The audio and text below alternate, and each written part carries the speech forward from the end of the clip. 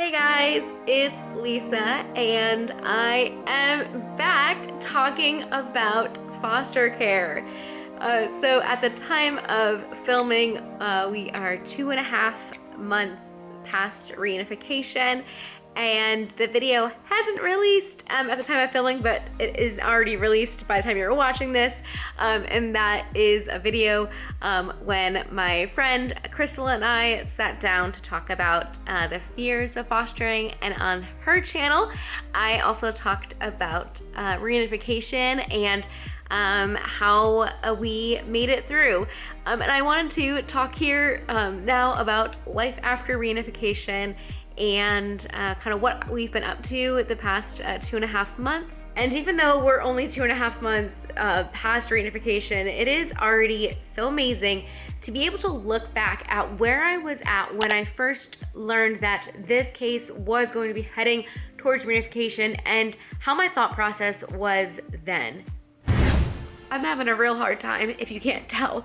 And I wanted to get this out there because I want to be able to look back on this and be like, oh my goodness, Lisa, do you see where you were? And like, look how God has brought you through. And oh man, and I can tell you that God is so good, that He has seen us through. But before I go any further, I'm sure you are wondering, we still have been able to keep in contact with the parents and the kids, and I can just tell you how thankful I am for that relationship, how thankful I am for the parents, and it's just pretty amazing how this has all turned out. And it shouldn't be surprising because God is amazing, and He absolutely loves these kids way more than Peter and me ever could, and He is sovereign, and He has taken care of them, and it's just awesome. So yeah, we've got to hang out with the kids a couple of times. One time Peter and I had taken them to the zoo. We went to their church for Easter, and we have hung out with them several times at a park, and it has just been so good to still be a part of their life. Their parents send me pictures of when it was the last day of preschool for the one, and when there have been just different things that they're doing. They send me pictures, and it's seriously so wonderful. The more that I have finally got to talk with Mom in person, it has been great. I feel like we're forming an incredible friendship, and I am just so grateful for that.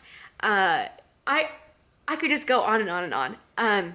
But if you remember back, I didn't know if any of this was going to be possible, and so walking through reunification was just like gut-wrenching, and I honestly didn't think we would be where we are now. And so it's this weird thing because everything that like I feared was gonna happen didn't happen. And even if it did happen, probably just, worrying about the fear, that's not gonna make it any better. But it's just crazy how much of how I thought I was going to feel, I didn't feel that way.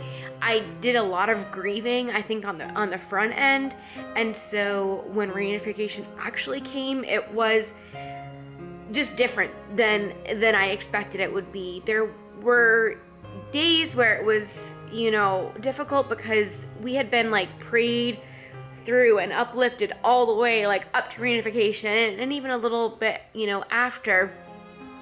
But then I would say, sometimes like week 3 or 4 or whatever, and then it's like, oh man, has everyone else just like moved on and forgotten?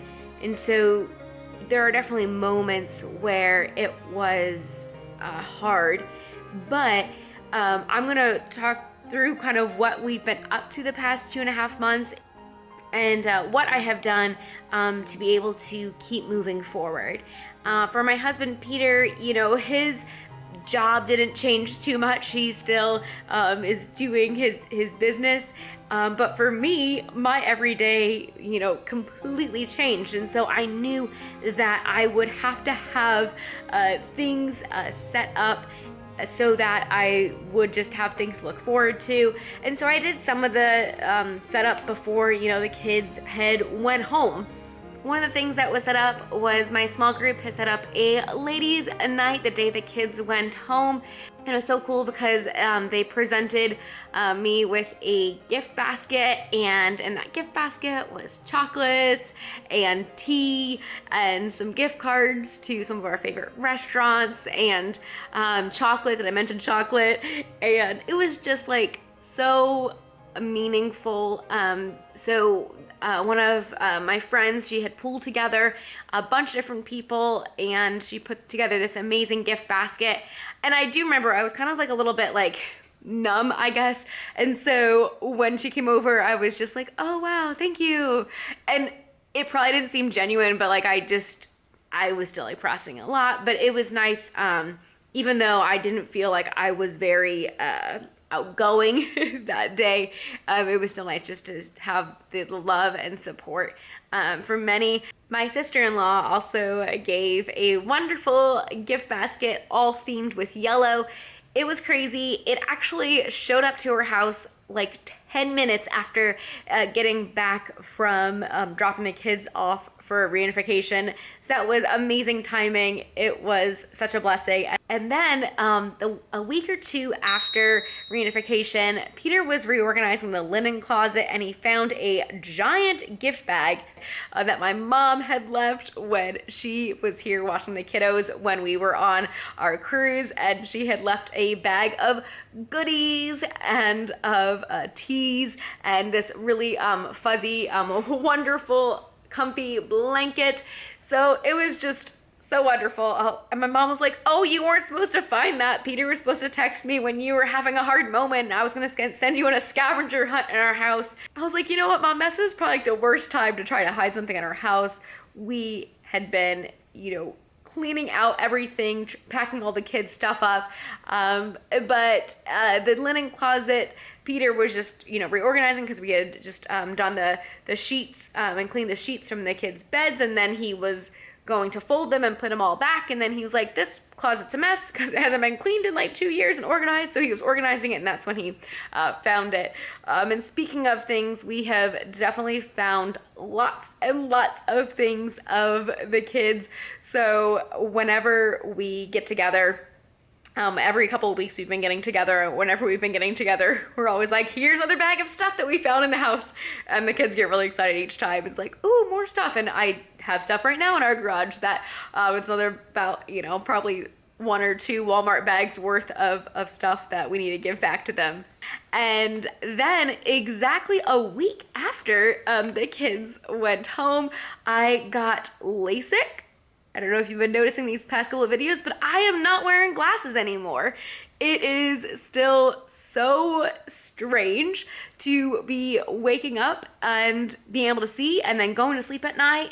That's usually when I'm like, oh, I need to take my contacts out. I'm like, oh no, I'm not wearing contacts. I'm not wearing glasses. So yeah, I have 20/20 vision now without any glasses, and that has just been so wonderful. If you are curious and are in the Indianapolis or even Kentucky area, I think in Lexington he has a location too. I went to Dr. Greenberg. All right, she's got the sunglasses on because she just got LASIK done. Apparently in 15 minutes my eyes are gonna start burning, so I do want to get going so I can sleep. I have Valium right now, so I feel relaxed, and gonna go take a 2 to 4 hour nap just to help the first process. But then after that, they say I should be good. And yeah, Dr. Greenberg is great. He has a very like calm and relaxing voice, because perfect. He was like, okay, just this is the next step, and I'm like, okay. Like, okay, you've done 85,000 procedures, so I'm gonna trust you. Yeah. But like, yeah, and I got Contora, which I'm super excited about. There's a chance that it could even improve my nighttime vision, which regular LASIK waveform doesn't. So, and Contora, you're going to get 20/20 vision, and about 30 to 40% of people actually get better than 20/20 vision. So yeah, but okay, Let's go. Take me home. I gotta go. go to bed.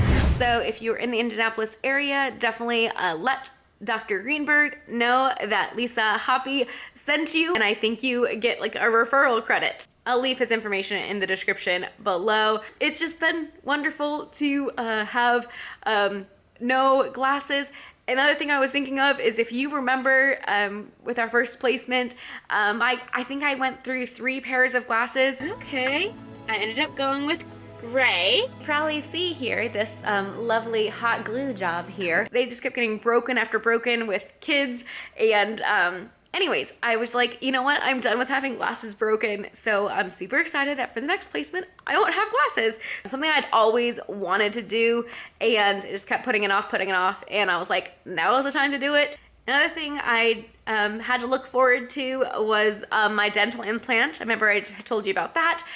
So currently I have a screw in, and going to get the fake tooth sometime pretty soon here. Some other fun things I got to do was, Peter and I, we serve with the high school students at our church, and my girls this year were seniors, and so with that, in the springtime, there are a lot of senior activities.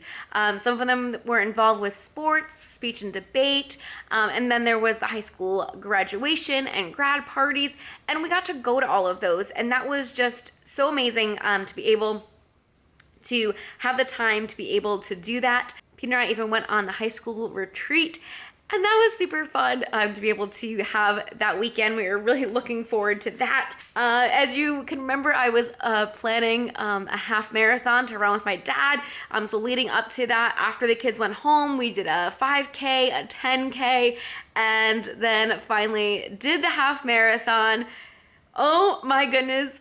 Peter, he ended up running that with me as well, because he had been doing the training runs with me all the way up to the 10K, and so he was like, you know what, I might as well do this half marathon.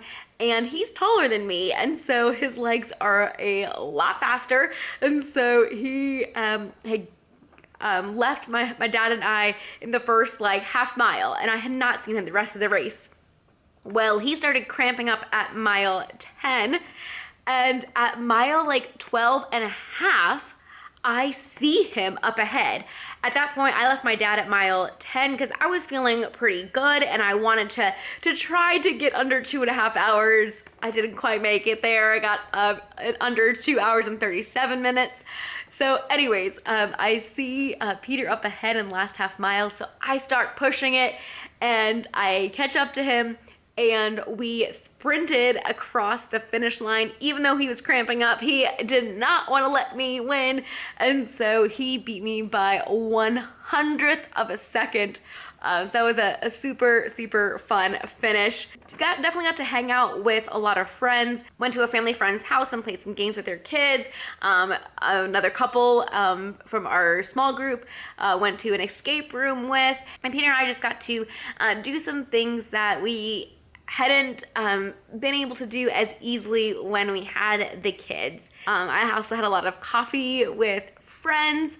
I watched some of my friends' kids, so that way they could get stuff done, and then I could get my kid fix. And they were like, oh, let me pay you. And I'm like, no, you don't understand. Like, this is like such good, almost like therapy for me. I can be with kids for a couple hours. You get your stuff done. It's a win-win. And it was just great to be able to have the time to do that. Of course, I also edited the cruise videos. I worked on those much slower than I anticipated. There were seriously some days where I was just like, no, I'm just gonna sit here and watch a show. I watched way too much TV. I watched a lot of like true crime dramas and things like that. I probably watched more TV in 2 months than I did in the 2 years that we had the kids. And so I kind of just let myself, have those moments and watch those shows, and know that we're about to get out into a busy season, and I'm not gonna have time to do that. And so everything, there is a season.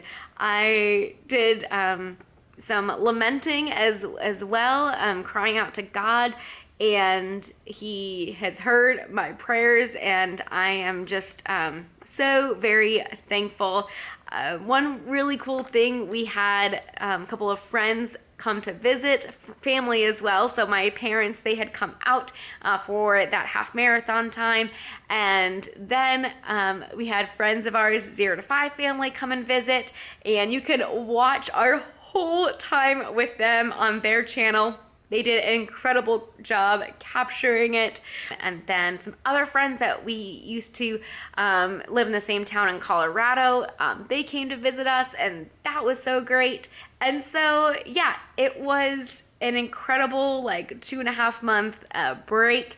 It was so needed. I didn't know how long it would take to where I felt like we were ready to be open again in our home. And I would say that, I mean, honestly, probably about week 3, I feel like maybe I could have opened up our home at that point. However, I still had the cruise videos to edit. We had friends from out of town coming and visiting, so I did want to just kind of wait until all of those things were finished until we reopened our home. This last week, Peter and I actually just reorganized a lot of the things in the house. We had so much stuff in this house, and so when the kids were here, just, you know, things kept pouring in from birthday parties and Christmases, and stuff from their parents, and stuff from our family, and stuff from us, and things that they would get at birthday parties. And there was just so much stuff that I had forgot how much stuff Peter and I had put up that was our personal stuff. So we had about 5 bins of kids' games and kids' books and kids' clothes that we had stuck up in the attic. So I totally forgot about those. It was nice to be able to just reset our house. I feel like we are, ready for placements again. So you might be wondering, what is next? So for the next month, Peter and I are going to be doing respite. We are opening up our home to other foster kiddos to give foster parents a break. There's different situations, but most of them are, it's summertime and they're going on vacation, or they just need a little bit of a mental break. And so we are so thankful that we have the space to be able to provide that. We are in the next month having 18 different kids here in the home. So it's a little bit crazy, a little bit chaotic, but I am super excited to be able to step into that. And there's a couple that are, it's like 2 days, most are like 3-day-ish. And then there are 2 that are a little bit longer. One will overlap with others. So I wasn't really planning on that, but then they needed respite, and so it's going to put us over the limit by 1 kiddo, because we're a limit of 5. So for 2 days, we will have 6 kiddos in the house. And so I reached out to our foster care specialist and just said, hey, like, is this okay? I really want to say yes to this family. However, I won't be able to if there'll be 2 days where we'll be over the limit. Over what we've been licensed for, and they said for respite that is fine.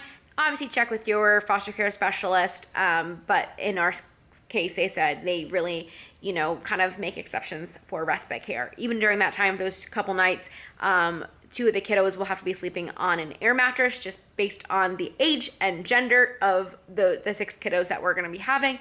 And they said, again, that was fine. So we have a playroom that in some models of homes in our neighborhood, it is made into a 4th bedroom in the house. In our house, it's a playroom, and we love that space.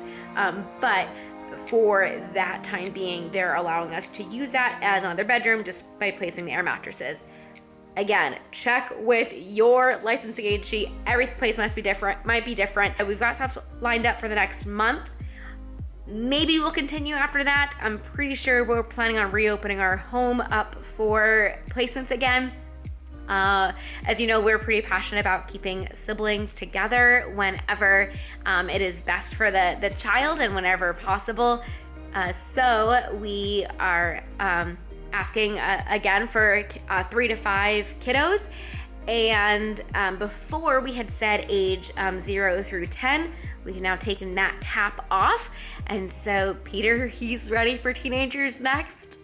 I don't know why, he's just like, let's do teenagers. And I was like, okay. So we'll see. Obviously, if a teenager is part of a sibling set, like, that's totally fine. I know I will be fine. Teenagers are wonderful. We love serving with them in the youth. And in some ways it can be easier because they are independent. They can tell you what they want, and they, you know, can get some responsibility and things like that. Toddlers, I love toddlers, but they require constant attention, and it's just a different kind of emotional draining. I guess it's more physically draining to take care of toddlers, and it's more emotionally draining to take care of older kids. Now that's, you know, probably a generalization, but that's, yeah, we'll see how it goes. We'll see whatever placement the Lord has for us next in our home. But yeah, that's kind of where we're at. I just wanted to come on here and just talk about, yeah, what we've been up to the past couple of months, and just be able to move on from here. I have a lot of exciting topics of foster care that I want to share on this channel, so definitely subscribe if you are not already. And if there are any certain topics of foster care that you want to know about, please leave it below in the comments, and we'll see you in the next video. Bye guys.